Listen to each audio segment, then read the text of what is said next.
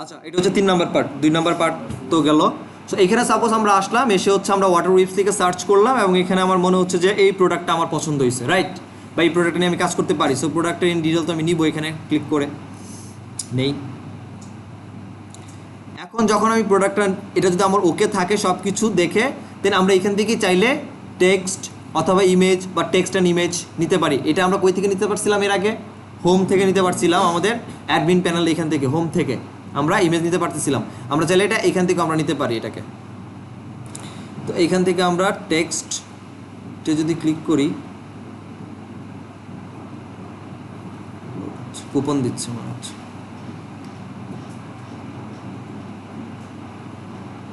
এই যে ঠিক আছে, এখান থেকে আমরা টেক্সট থেকে আমরা কোড নিতে পারতেছি। এটাকে আমরা আমাদের প্রোডাক্টে দিয়ে দেবো। এবং কী যাচ্ছি, স্টোর আইডি কার? মাহফুজ থেকে যাচ্ছে। আমরা চাইলে যদি বলি না আমরা টেক্সট নিব, আমরা ইমেজ নিব। সো ইমেজ কোন টাইপের ইমেজ নিব, এই যেখানে দেওয়া আছে কোন টাইপের ইমেজ নিতে চাই, টাইপ সিলেক্ট করে দিয়ে এই হচ্ছে আমার জাভাস্ক্রিপ্টের বা আমার হচ্ছে আইফ্রেমের কোডটা এখানে দেওয়া আছে, এইটা আমরা জাস্ট আমরা বসাই দিব। বা আমরা যদি বলি টেক্সট অ্যান্ড ইমেজ দুইটাই নিব, দেন টেক্সট অ্যান্ড ইমেজ আসছে। আমি এখান থেকে সমস্যা একটাই, আমি ওই হোম পেজ থেকে যখন এই টেক্সট অ্যান্ড ইমেজ নিতে পারতেছিলাম তখন এর ব্যাকগ্রাউন্ড চেঞ্জ করতে পারতেছিলাম, এখানে পারতেছি না। পার্থক্য এতটুকুই, আর কোনো পার্থক্য নাই। বোঝা গেছে? এই দুইটাই পার্থক্য। এটা হচ্ছে মূলত আমাদের স্ট্রাইপের কাজ, যে আমরা স্ট্রাইপ থেকে নিজের মতো করে নিতে পারি। এছাড়া আমরা নেটিভ যে শপিং অ্যাড, এটাও আমরা ক্রিয়েট করতে পারি, একটা শপিং অ্যাড ক্রিয়েট করতে পারি। এই যেমন এইটা একটা অ্যাড বানায় ফেলছি, দেখছেন? এই প্রি প্রোডাক্টটাকে অ্যাজ এ অ্যাড হিসাবে বানাইছি এবং অ্যাড হিসাবে এটাকে আমি একদম বাটন সহ বাই নাও, এই যে কোডটা আছে, এই HTML কোডটা আমার কোথায় পেস্ট করতে বলছে? আমার ওয়েবসাইটে পেস্ট করতে বলছে। এটাকে ব্যানার হিসাবে আমি অ্যাড হিসাবে চালাতে পারি। আমরা যেরকম অ্যামাজনের অ্যাডসেন্সের অ্যাড যেরকম আমরা আমাদের সাইটে দেখি, এরকম ব্যানার হিসাবে এটা অ্যাড হিসাবে আসবে। চলবে, দুইটাই চলবে, কোনো সমস্যা নাই। এই হচ্ছে স্ট্রাইপের কাজ, টুলস থেকে আমাদের স্ট্রাইপ। তারপর হচ্ছে লিঙ্ক চেকার। লিঙ্ক চেকারের কাজ হচ্ছে এই যে আমরা এখান থেকে লিঙ্কগুলো পাচ্ছি, এই যে লিঙ্কগুলো পাচ্ছি, বা আমি যে এখান থেকে যে টেক্সট থেকে যে লিঙ্ক পাচ্ছি, এটা না হয় শর্ট লিঙ্ক, এটা হচ্ছে ফুল লিঙ্ক, রাইট? এই লিঙ্কগুলো অ্যাকচুয়ালি ভ্যালিড কিনা, ঠিকঠাক আছে কিনা, এটা চেক করার জন্য হচ্ছে আমাদের টুলস থেকে লিঙ্ক চেকারের কাজ। এইটা যেমন আমার যদি কোথায় এটা টেক্সট থেকে, হ্যাঁ শর্ট লিঙ্ক হচ্ছে এটা, সেই লিঙ্কটা কপি করলাম অ্যান্ড লিঙ্ক চেকার এসে পেস্ট করে দিয়ে চেক লিঙ্ক দেন, এটা হচ্ছে ওকে আছে। এখন আমি জাস্ট এখান থেকে এটাকে সরাইয়া দেই, বুঝা গেছে? সো আমার লিঙ্কগুলো চেক আছে কিনা, ঠিক আছে কিনা, কারণ আমার কাছে মনে হইতে পারে এরকম এটাকে কেন দিচ্ছে, একটা কারণ বলি, এটা তো ঠিকই আছে, এটা চেকের কিছু নাই, কিন্তু যখন আমি ফুল লিঙ্ক নিতে যাচ্ছি তখন এখান থেকে পুরোটা কপি হইলো কি হইলো না একটা ডাউট থেকে যেতে পারে, পুরো লিঙ্কটা কপি হইলো কি হইলো না, বা অ্যাকচুয়ালি আদৌ আমি দেখা যাচ্ছে এখান থেকে ধরেন suppose text and image and text নিব। সো ইমেজ অ্যান্ড টেক্সট যদি আমি নিতে যাই, ইমেজের এই যে সাইজের একটা ব্যাপার আছে না, যেমন আমাদের এখানে এই যে হাইডের একটা ব্যাপার ছিল না, 240x120। সো আমার কাছে মনে হচ্ছে যে আমার ওয়েবসাইটের যে সাইড বার বা আমার ওয়েবসাইটের যে ব্যানারের যে জায়গা, এই জায়গায় 240 চলতেছে না, 210 হইলে চলবে। 210 হলে ঠিকঠাক মতো সুন্দর করে ফিটিং হবে। তো আমাকে হাইটটা তো চেঞ্জ করা উচিত। তো হাইটটা যদি চেঞ্জ করি তাহলে লিঙ্কটা কাজ করতেছে কি না, এটা তো চেকিংয়ের দরকার আছে। আর চেকিংটাই এই জন্যে হচ্ছে এই চেকিংয়ের কাজটা। সো আমরা এটাকে পেস্ট করে কপি করি আগে, অ্যান্ড এইখানে আমাদের লিঙ্কটাকে প্রোভাইড করি। এই তো লিঙ্ক, এটা হচ্ছে আমাদের, এটা আইফ্রেম। তো আইফ্রেমটা কি নিবে? এখানে আইফ্রেম নিবে না, আমাদের এখানে ভ্যালিড পেজে HTTPS লাগবে, এখানে শুধু লিঙ্ক কি চলবে, তাহলে চেক করা জায়গা এখানে নাই মেবি। তারপর দেখি, মেবি না, না কাজ করবে না এটা, আমাদের শুধু এখানে লিঙ্ক কাজ করতেছে। সো আমাদের লিঙ্ক নিয়ে কাজ করতে হবে। সো লিঙ্কগুলো যদি চেঞ্জ হয় সেক্ষেত্রে লিঙ্ক ঠিকঠাক আছে কিনা সেই চেক করার জন্য লিঙ্ক টুলসের কাছ থেকে। এরপর হচ্ছে প্রোডাক্ট অ্যাডভার্টাইজিং এপিআই দেয় নাই, ঠিক আছে? এপিআই না দেওয়ার কারণ হচ্ছে কি, এপিআই আমাকে দিবে, বাট কি লাগবে, ম্যাক্সিমাম 3টা কোয়ালিফাই সেল লাগবে। আমাদের সেল এখন একটাও আসে নাই। আমাদের অ্যাপ্রুভ অ্যাসোসিয়েট অ্যাকাউন্ট লাগবে, আমাদের এটা এখন অ্যাকাউন্ট ঠিক মতো অ্যাপ্রুভই হয় নাই, মাত্র ওপেন করছি। আর আমাদের অ্যাসোসিয়েট প্রোগ্রাম ঠিকঠাক থাকতে হবে। সব কিছু হইলেই হচ্ছে আমরা এপিআই ক্রিয়েট করতে পারবো। এখন 3 মাসই তো, ও আচ্ছা এখন বাড়াইছে, আচ্ছা তাহলে ঠিক আছে। এই ছাড়া এখন আমরা বলছি অল্টারনেটলি আমরা সাইট স্ট্রাইপ ইউজ করার জন্য, সাইট স্ট্রাইপ ইউজ করার কথা বলতেছি। সাইট স্ট্রাইপ আমরা আপাতত ইউজ করতে পারি। এছাড়া আমাদের এই এপিএ কি বা পিএ এপিআই অ্যাকচুয়ালি কী কাজ করে একটু পড়ে নিলে এখানে পেয়ে যাবেন। একটু পড়েন, আর্টিকেলগুলো একটু পড়েন কষ্ট করে। কি ভাই ইন্দ্রজিৎ ভাই এখনও ঘুম পাচ্ছে আপনার, কি বলেন? হ্যাঁ, প্রোডাক্ট অ্যাডভার্টাইজিং এপিআই এর কাজ হচ্ছে যেটা আমাদের ইউজারদেরকে আমার প্রোডাক্ট সম্পর্কে ইন ডিটেল ইনফরমেশন দিবে। এপিআই এর কাজ হচ্ছে এটা। এখন আমি নর্মালি যখন এই যে প্রোডাক্ট পেজ কই, একটা প্রোডাক্ট পেজে যাওয়া দরকার আমার, তাইলে প্রোডাক্ট পেজে যাই। আমরা যখন প্রোডাক্টের এপিআই নর্মাল যখন সাইট স্ট্রাইপ দিয়ে আমরা নর্মালি প্রোডাক্টের জন্য একটা লিঙ্ক নিচ্ছিলাম, ওই লিঙ্কে ক্লিক করে সে অ্যামাজনে এসে প্রোডাক্টের ইন ডিটেল ইনফরমেশন পাচ্ছিল।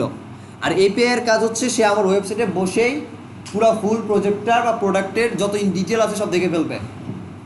এটা হচ্ছে এপিআই এর কাজ, ইন ডিটেল ইনফরমেশন। এখানে একটু পড়ে নিন, আমি যদি বললাম এখানে দেখেন বলা আছে এটা একটা programmatic access to user to search and get detail information of product আর প্রোডাক্ট ইনফরমেশন, ঠিক আছে। আমার title, description, image, URL, place, প্রোডাক্টের সিমিলার কি অফার টফার যা আছে সব আমার সাইটে শো করাবে, প্রমোট করাবে। এটা হচ্ছে এপিআই এর কাজ মূলত, এবং এটা অনেক বেটার, এটাই ভালো। মোটামুটি বলতে পারেন যে আপনার সাইটকে একটা ই কমার্স প্ল্যাটফর্মের মধ্যে ক্রিয়েট করে দেওয়া। সব ইনফরমেশন অ্যামাজনে যা পাচ্ছে সেটা আপনার ওইখানে আছে, আপনি শুধুমাত্র ইউজার ওই লিঙ্কে ক্লিক করে অ্যামাজন শেষে পারচেস করবে, আর কিছুই না। That's it. এটা হচ্ছে মূলত আমাদের গেল এপিআই টুলসতে। এরপর হচ্ছে অনলিঙ্ক। এই অনলিঙ্কের কাজটা এখন আসলে শিখাই বলি। অনলিঙ্কের কাজ হচ্ছে যে ক্লোজ আদার ট্যাবস, এটা হচ্ছে now monetize international traffic from Europe and Japan. এখানে একটা ডেমো বলছে। এখানে আমার যে সাইটটা আছে, মানে আমার যে অ্যাকাউন্টটা করা সেটা হচ্ছে amazon.com-এ ক্রিয়েট করা। এখন আমি বলছি আমার ওয়েবসাইটে কানাডা থেকে ট্রাফিক আসে, জাপান থেকে ট্রাফিক আসে, তো তারা তো আমার ওই প্রোডাক্টটা পারচেস করতেই পারে। তো তারা যদি পারচেস করে, আমার অ্যাকাউন্ট যদি ইউএসএ বেসড হয়ে থাকে, তাহলে আমি কমিশন পাচ্ছি না। তাহলে এখন আমার উচিত হচ্ছে ওই কানাডায়, অস্ট্রেলিয়া বা জাপানের যে ওয়েবসাইটগুলো আছে, বা জাপান বেস করে যে আমাদের যে ওয়েবসাইট বা তাদের যে ইউআরএলগুলো আছে, ওই প্ল্যাটফর্মগুলোর মধ্যে আমার অ্যাকাউন্ট ওপেন করা। এখন ওই অ্যাকাউন্টগুলোতে আমি করতে যাই, সেক্ষেত্রে ডেফিনেটলি আমাকে ওইখান থেকে স্পেসিফিক আবার ওই প্রোডাক্টের জন্য খুঁজে খুঁজে লিঙ্ক আনতে হচ্ছে। তারপরে লিঙ্কের সংখ্যা একই প্রোডাক্টের জন্য অনেকগুলো হচ্ছে। এটা হচ্ছে মেজর প্রবলেম। সেই প্রবলেমকে সলভ করার জন্য যেটা করছে সে হচ্ছে লিঙ্ক অ্যাকাউন্ট করে দিচ্ছে। সেটা হচ্ছে দেখেন, link your US account with your international associate account, ঠিক আছে। এবং make sure tracking ID are set up way to best works best for your business whatever. আমরা এখানে যেটা করব সেটা হচ্ছে আমরা এরকম অন্যান্য যে সাইট আছে লাইক দ্যাট ইউনাইটেড স্টেটস বাদও এখানে যে আরও যে সাইটগুলো আছে, যদি আমাদের এই সকল জায়গাগুলো থেকে ট্রাফিক আসে, তাহলে এই সকল কান্ট্রিকে বেস করে আমরা এই অ্যামাজনের অ্যাফিলিয়েট অ্যাকাউন্ট ওপেন করব। এবং ওই সকল অ্যামাজন অ্যাকাউন্টের মধ্যে এইটা যেমন ইউএসএর অ্যাকাউন্ট ক্রিয়েট করার সময় একটা স্টোর আইডি পাইছি, ঠিক সিমিলার আমরা এই জার্মানি, ফ্রান্স, জাপান এইগুলোর জন্য যখন আমরা একটা অ্যাকাউন্ট ওপেন করবো, তখন আমরা একটা স্টোর আইডি পাবো। জাস্ট ওই স্টোর আইডি দিয়ে বা ওই স্টোর আইডির সাথে আমার এই ইউএসের যে অ্যাকাউন্টটা ক্রিয়েট করা হয়েছে এটাকে লিঙ্ক করাই দিব। আর এই লিঙ্কের কাজটা আমরা অনলিঙ্ক দিয়ে করি, যেটা প্ল্যাটফর্ম হচ্ছে এই যে এখানে, বুঝা গেছে। যেমন আমার প্রাইমারি জিওগ্রাফি কোথায় আছে এখন, ইউনাইটেড স্টেটস। এখন আমি আদার্স জিওগ্রাফি লাগাবো, সাপোজ কানাডাতে আমি একটা অ্যাকাউন্ট ওপেন করার দরকার, বা কানাডার ট্রাফিক আমার কাছে আসে। সো আমরা এখান থেকে ক্লিক হিয়ার টু লিঙ্কে ক্লিক করি আগে।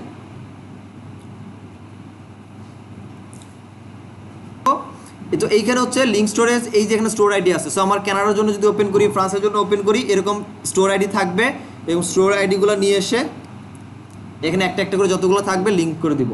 দ্যাটস ইট, আর কিছু না। বাট আপনাকে আগে অ্যাকাউন্ট করে নিতে হবে। সো আমি ধরেন সাপোজ ইউনাইটেড স্টেটসে যাই, যদি সাপোজ ইউনাইটেড স্টেটস আমি ওপেন করলাম, সো আমার কি আসছে, ইউকে। সো ইউকে বেস আমার এখন একটা সাইন আপ করবো সিম্পলি আগের মতোই, বাট সাইন আপটা এখন আরও সহজ হয়ে আসবে। যেমন আমাদের এখানে অলরেডি আগে থেকে অ্যাকাউন্ট তো করাই ছিল না অ্যামাজনে।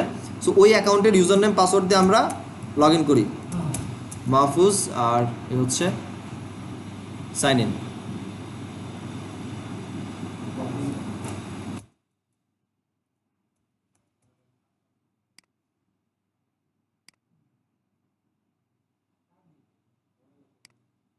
অ্যামাজন অ্যাকাউন্ট ক্রিয়েট করি।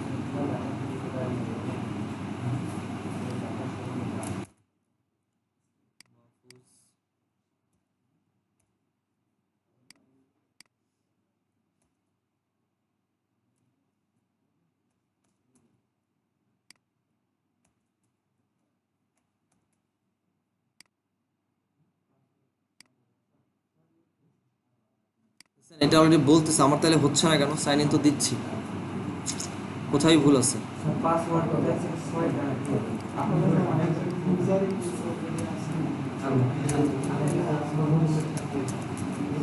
এটাই তো দিছিলাম পাসওয়ার্ড। যাই হোক, মূলত এখান থেকে আমাদের প্রত্যেকটা অ্যাকাউন্টে গিয়ে হচ্ছে অ্যাকাউন্ট ওপেন করতে হবে আগে স্যার। যেখানে যেখানে আপনি করা উচিত বা যে কান্ট্রিতে আপনি কাজ করবেন, অ্যাকাউন্ট ওপেন করে এরকম স্টোর আইডি পাবেন। প্রত্যেকটা স্টোর আইডির লিঙ্ক এখানে এসে জাস্ট লিঙ্ক করে দিবেন, আর কিছুই না। এটা কাটি দেই।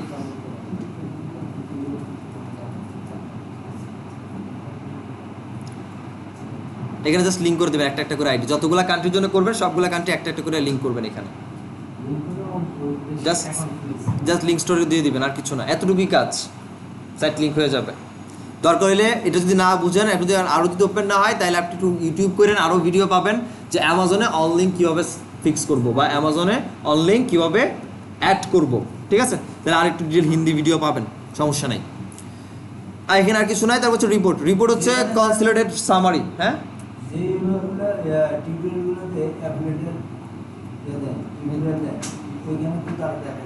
হ্যাঁ ডেফিনেটলি। তো এরপর হচ্ছে রিপোর্টের মধ্যে কনসলিডেটেড সামারির মধ্যে হচ্ছে আমরা এই যে একাধিক, যখন এই যে অফ অ্যামাজন এবং অন অ্যামাজন, দ্যাট মিনস আমার একটা হচ্ছে ইউএসএ বেস প্রোফাইল এবং অন্যান্য যে অ্যাকাউন্টগুলো আমরা লিঙ্ক করলাম, এই সবগুলার যে স্যালারি বা সেল অর্ডার সব আমরা এই কনসলিডেটেড সামারিতে পাবো, আর আর্নিং রিপোর্ট পাবো এইখানে রিপোর্ট থেকে। এই তো এ হচ্ছে মোটামুটি অ্যামাজন অ্যাসোসিয়েটসের আপনার অ্যাজ এ অ্যাফিলিয়েট মার্কেটারের ড্যাশবোর্ডের ইতিহাস। সিম্পল। আর এখন বলেন যে উইথড্র করবো কেমনে? অ্যামাজন প্রতি মাসের নির্দিষ্ট সময়ে $10 করে না ছিল আমাদের ব্যাংক উইথড্র মিনিমাম। $10 হওয়া মাত্র প্রতি মাসের 5 থেকে 10 তারিখের মধ্যে আপনার ব্যাংকে ওই বা পেইনিয়ারে টাকা চলে আসবে অটোমেটিক। এটার জন্য আপনার উইথড্র দিতে হবে না, গিয়ে যে উইথড্র দেন, কিছু দরকার নাই, অটোমেটিক টাকা চলে আসবে। যখন আসবে $10 পর আর হয় নাই দিয়ে দিবে। $10 হওয়ার পর আপনার এখন ব্যান হয়ে গেছে, ওই $10 ব্যান করার পরও $10 ফেরত পাবেন, কোনো সমস্যা নেই। আপনাকে সব পাঠিয়ে দিবে, ওরা টাকা মারবে না। আপনার অ্যাকাউন্ট ব্যান হয়ে গেছে, অ্যাকাউন্ট নষ্ট হয়ে গেছে, বাট অ্যাকাউন্টে টাকা ছিল, সেই টাকা আপনার ঠিকই পাঠিয়ে দিবে যদি ওই ব্যাংকের সাথে লিঙ্ক করা রাখেন। লিঙ্ক না করলে কাকে পাঠাবে? $10 নিচে থাকলে ওইটাও পাঠাবে যদি অ্যাকাউন্ট নষ্ট হয়।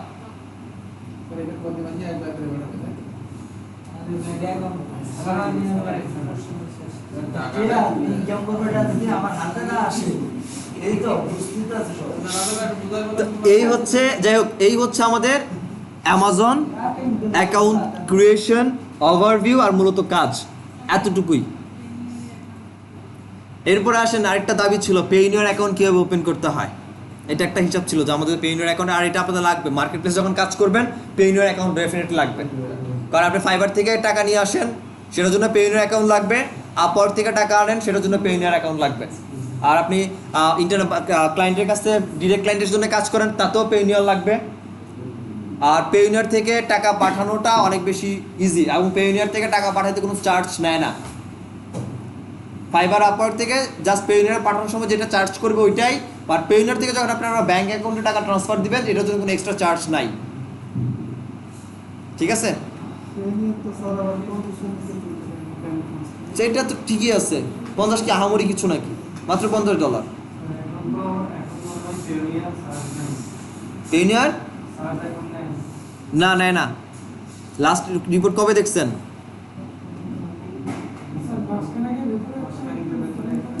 চলেন দেখি, পেইনিয়ারে যাই।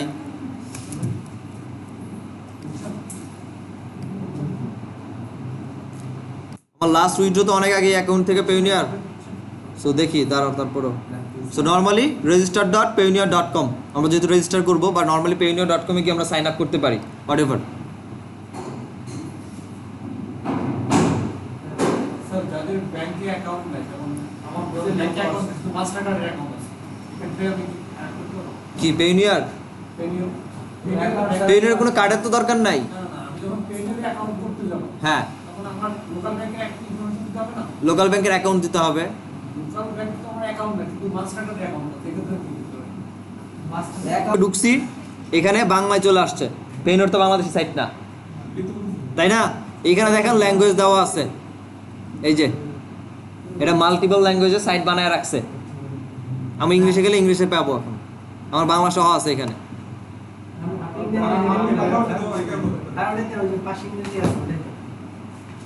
পাশে ইংরেজি, ও আচ্ছা।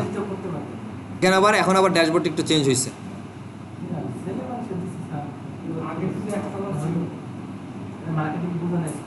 হ্যাঁ হ্যাঁ, এটাই ঠিক। এটা হচ্ছে আমাদের পেইনিয়ার রেজিস্টারে চলে আসছে। এই তো এখানে এসে অ্যাকাউন্ট ওপেন করবেন। আচ্ছা, অ্যাকাউন্ট ওপেন করে আপনারা পারবেন, এটা না দেখাই। অ্যাকাউন্ট দেখানোর কিছু নাই, নাম ঠিকানা দিবেন, ফোন নাম্বার দিবেন, এই তো। বাট এখানে অবশ্যই আপনার ভোটার আইডি কার্ডে যে নামগুলো আছে, বা যদি কেউ পাসপোর্ট দিয়ে করতে চান পাসপোর্টে যে নাম আছে ওইটা দিবেন। কারণ এটা যখন ভেরিফাই করবে তারা, তখন আপনার ভোটার আইডি কার্ডের ছবি, স্ক্রিনশট, সেটা ব্যাক বলেন ফ্রন্ট বলেন দুইটাই। আর অবশ্যই যেন স্মার্ট কার্ডটা থাকে। স্মার্ট কার্ড না থাকলে স্মার্ট কার্ড বানায় নেবেন, তাই না? স্মার্ট কার্ড বানায় নেবেন। তো এই হচ্ছে অ্যাকাউন্ট ওপেনিং। কালকের ক্লাসে, নেক্সট ক্লাসে আমরা দেখব অ্যামাজনের প্রোডাক্টগুলোকে কিওয়ার্ড রিসার্চ করে বেস্ট প্রোডাক্টগুলো কীভাবে বাছাই করতে হচ্ছে, বা টুলসের যে ইউজেস। আমরা পেইড টুল, যেমন Href যেমন পেইড টুল, অ্যামাজনের রিসার্চ করার জন্য কিছু পেইড টুল আছে, ওইগুলো ইউজ করে কিংবা আমরা প্রোডাক্টগুলোকে বাছাই করতে পারি, এবং কোন কোন প্রোডাক্টগুলো আমার জন্য প্রফিটেবল প্রোডাক্ট কিনা, বা ওই প্রোডাক্টের জন্য কোন কোন কিওয়ার্ডগুলো আমার জন্য প্রফিটেবল, এগুলো সবগুলো ফাইন্ড আউট করবো। ঠিক আছে, কালকের ক্লাসে। আজকের পর্যন্ত এতটুকুই।